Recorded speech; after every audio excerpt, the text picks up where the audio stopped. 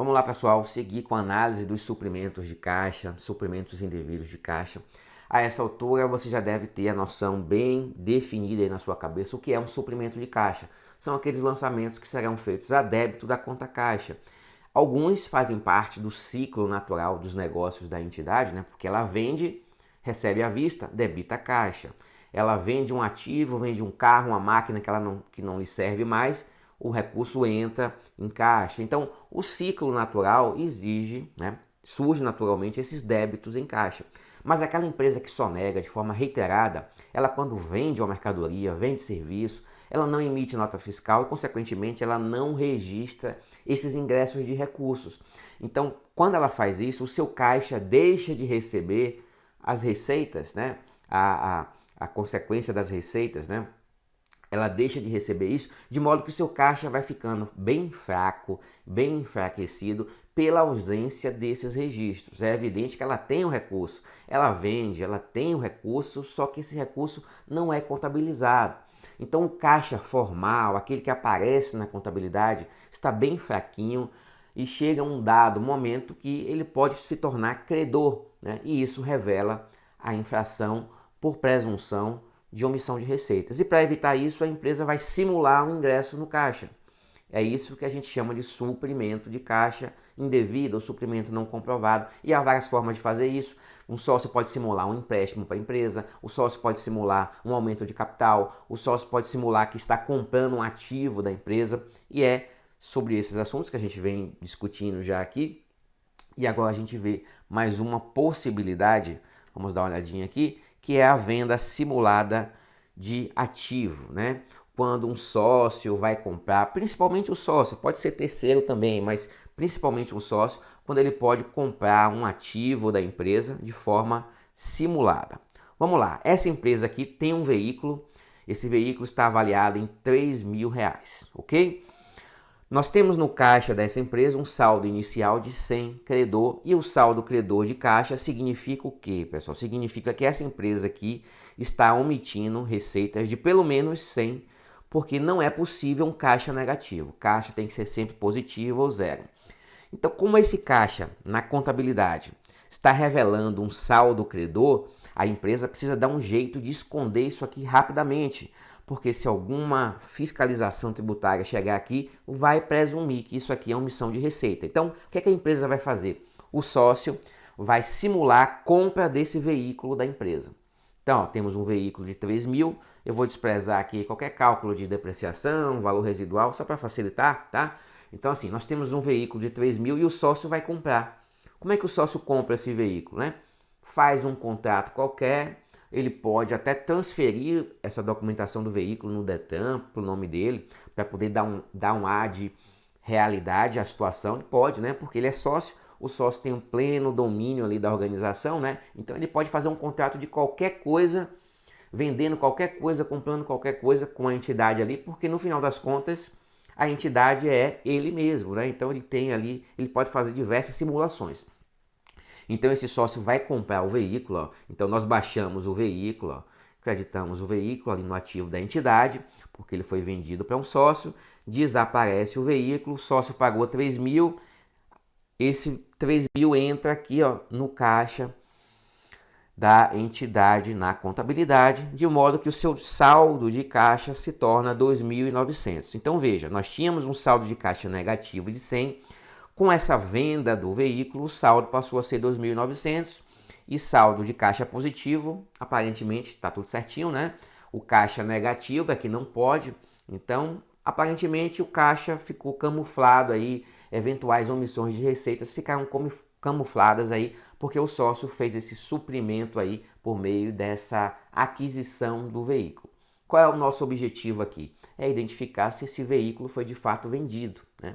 Esse é o desafio da auditoria fiscal, porque o nosso objetivo é identificar suprimentos indevidos de caixa, suprimentos não comprovados de caixa. Então vamos passar a investigar agora se esse veículo foi de fato vendido.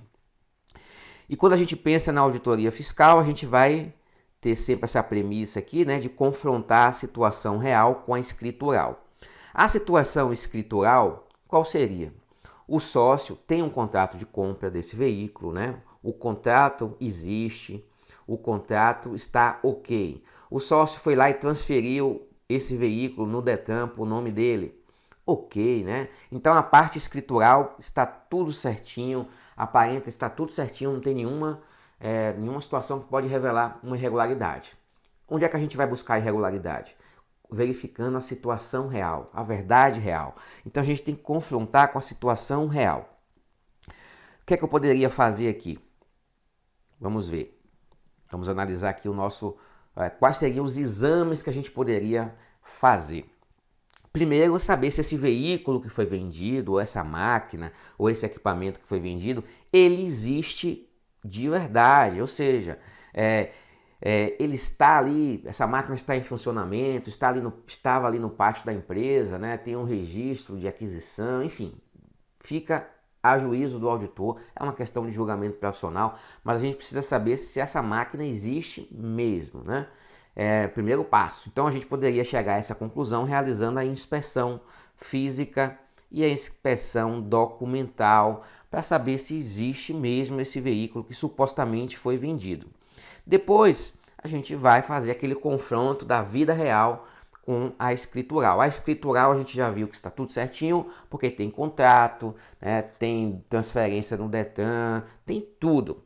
Onde é que a gente vai buscar então os pontos falhos? Vamos verificar se essa venda ela tem efetividade. Então, não basta dizer que vendeu, não basta ter um documento dizendo que vendeu. A gente precisa ver se tem efetividade essa venda, se os fatos reais, né, eles se conectam com aquilo que o escritural afirma. Então, a gente poderia verificar, por exemplo, se esse veículo foi entregue ao adquirente ou se ele está no estacionamento, no pátio da empresa.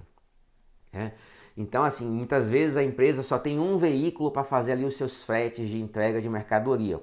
E ela diz que vendeu esse veículo a um sócio.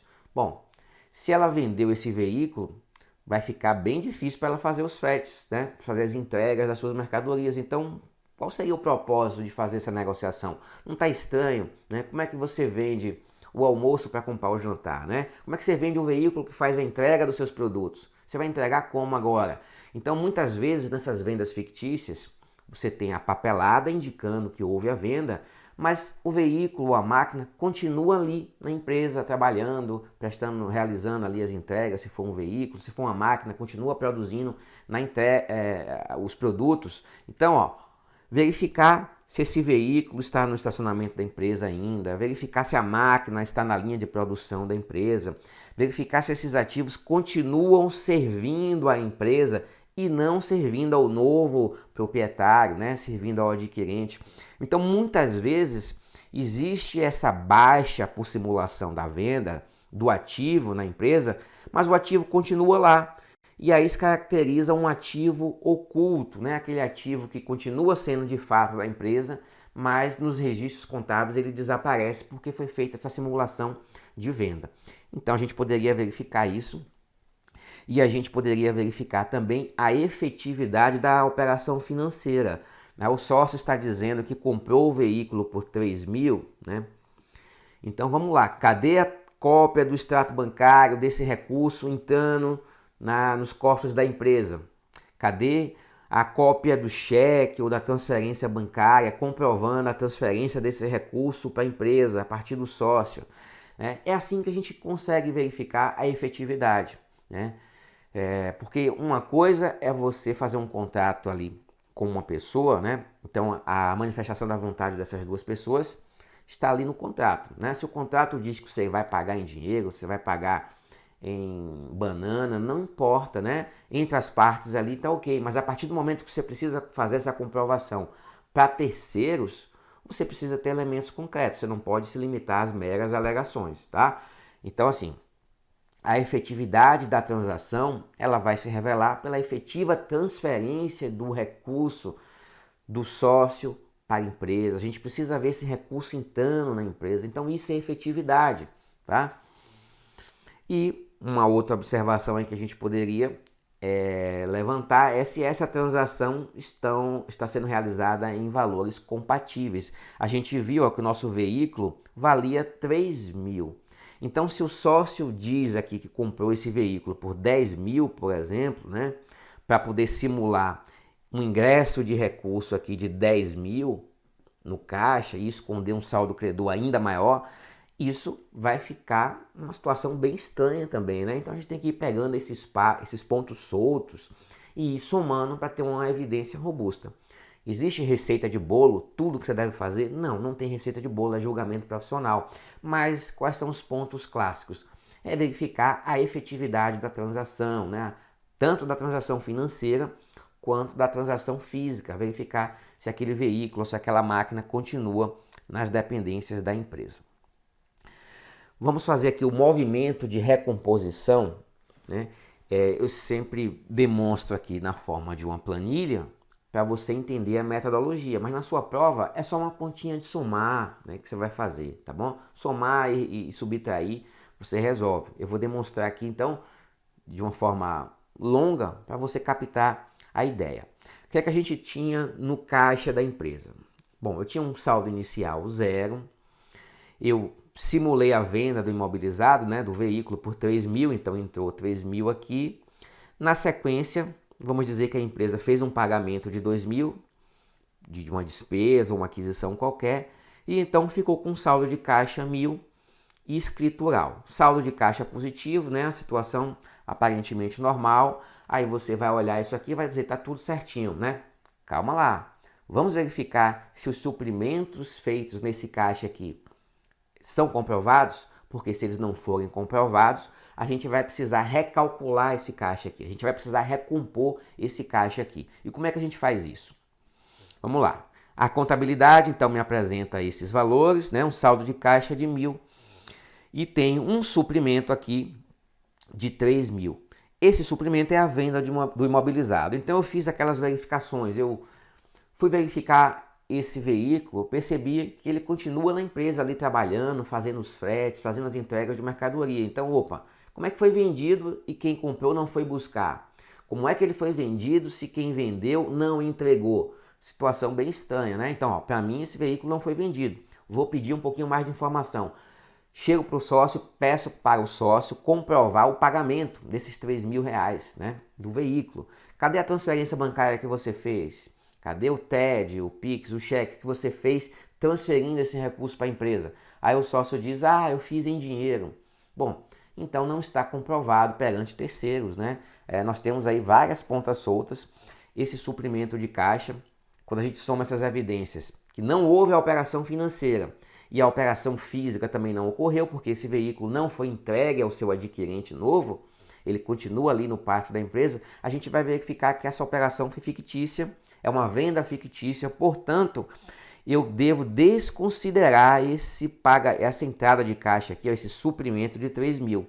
E como é que eu faço? É só eu subtrair esse valor do caixa.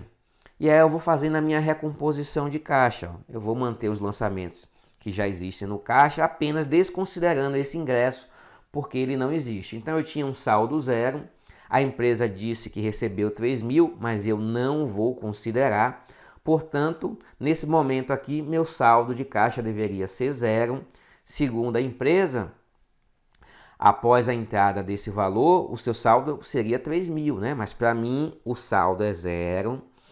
E aí, verifico que tem um pagamento de 2 mil, então aqui nós chegamos a um caixa negativo de 2 mil, né? Então, a empresa afirma que ao final o saldo é 1.000, mas eu, auditor, afirmo que o saldo é 2 mil negativo, 2 mil credor. Consequentemente, omissão de receita por presunção de 2 mil. Então, a gente só fez uma continha aqui, né? A gente só fez excluir esses 3 mil aqui da evolução do caixa em relação ao que a empresa fez. E aí a gente conclui, a partir dessa recomposição, que o caixa estaria, na verdade, negativo, né? E aí eu vou poder constituir o crédito tributário por omissão de receita, considerando esses 2 mil negativo aqui. Bom, aí nós fizemos a nossa recomposição, um pouquinho de informação técnica para a gente robustecer o que a gente viu aqui, ó. A escrituração contábil com saldo credor, quando não suficientemente comprovada, ser resultante de erros, admite a presunção legal de que resultou a falta de registro de receitas, né? Então, o nosso caixa com saldo credor de 2.000 implica em que presunção legal de omissão de receitas. Vou lançar o meu tributo. Se eu sou auditor do ICMS, vou presumir que a empresa vendeu 2.000 de mercadorias sem emitir notas, sem lançar a respectiva tributação, o respectivo destaque do imposto, tá? Então, só para a gente ter certeza de algo que a gente já vem repetindo aqui, ó, uma decisão administrativa, só para a gente ter um pouco da informação em termos técnicos. Vamos verificar outra possibilidade aqui, ó, envolvendo duplicatas a receber, conta clientes, operações frias relacionadas a títulos a receber, conta clientes. Conta clientes, quando você vende a prazo, faz surgir a conta duplicatas a receber, a conta clientes, não é? Então, olha só, quando você vende, você credita a receita e debita duplicatas a receber, tá? É assim que funciona, né? Uma venda a prazo. A empresa vai simular uma venda, tá? Para poder gerar uma operação fria. Ela vai simular a venda, então ela vai creditar a receita, vai debitar a duplicata a receber, criando essa duplicata fria, essa duplicata fictícia. Aí no primeiro momento você vai pensar assim, poxa, mas por que a empresa vai criar essa fraude, creditando receita, gerando um faturamento fictício, se a gente tem um monte de tributo que incide no faturamento? Bom, ela vai fazer isso porque logo na sequência ela vai cancelar essa venda e vai criar uma duplicata fria para mais tarde utilizar como um suprimento indevido de caixa. Vamos ver o passo a passo aqui para ficar claro. Então a empresa criou uma venda fictícia, né? Registrou na sua contabilidade, creditou receita, debitou duplicatas a receber. Logo na sequência ela vai cancelar essa venda, tá?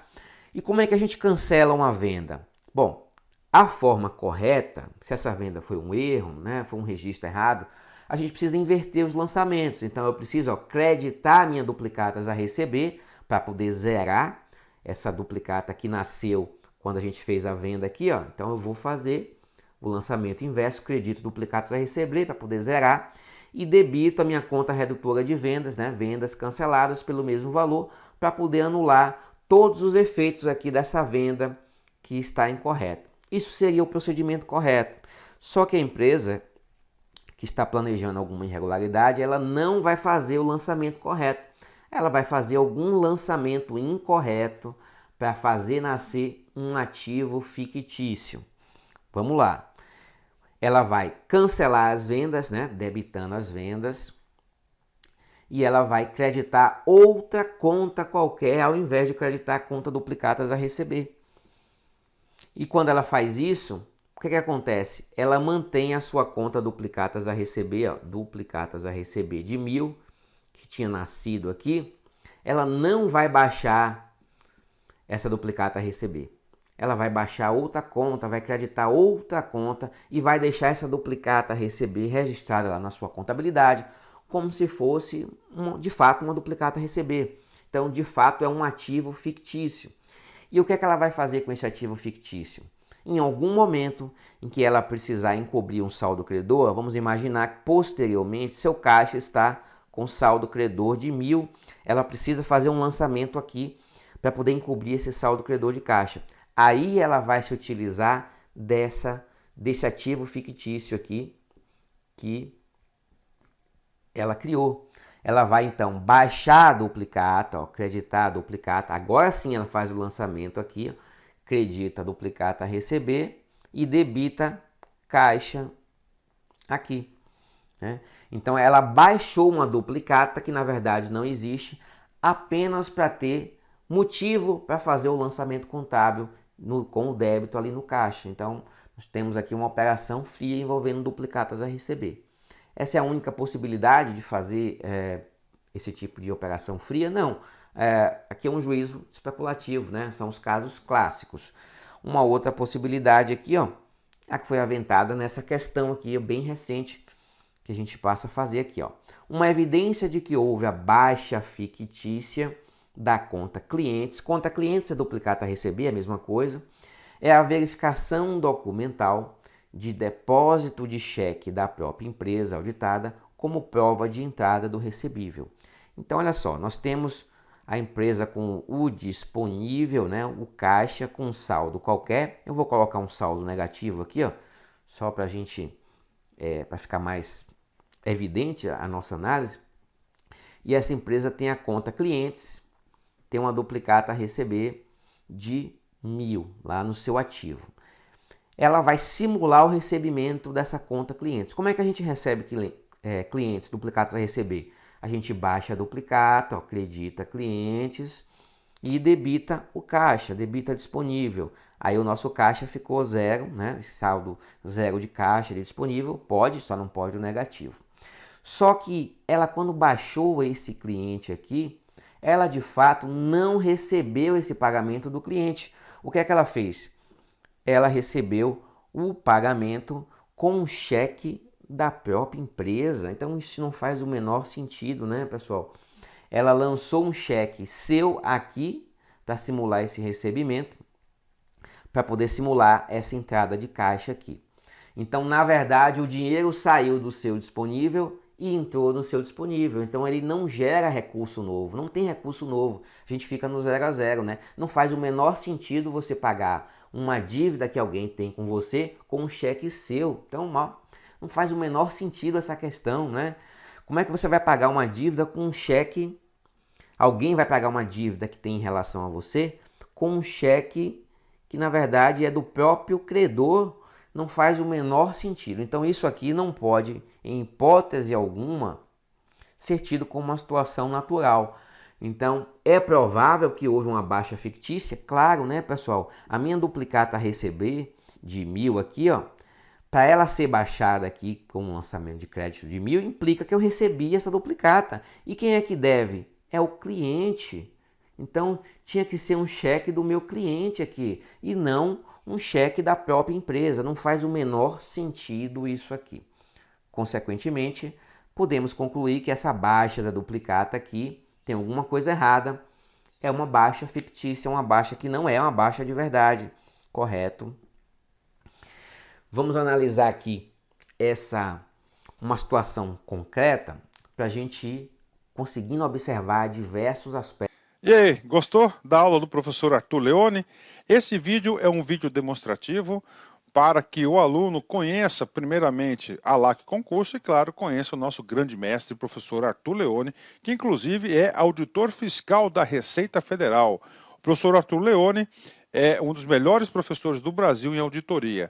E nós, aqui da LAC Concursos, nós produzimos um curso online super competitivo em videoaulas, completaço de auditoria e também, digo para vocês, e também para aquela questão de nota fiscal eletrônica, SPID e assim por diante, aqui na LAC Concurso. Esse curso nosso, completaço, você assistiu apenas um pequeno pedaço da aula, em torno aí de 20% e 30% da aula, mas a aula toda nós temos o nosso módulo, nossa isolada. Tem um link aqui que você vai se matricular diretamente neste curso aqui, nessa isolada do professor Arthur Leone. Professor, quanto custa? Cara, super promoção, gravado tudo em 2022, atualizado.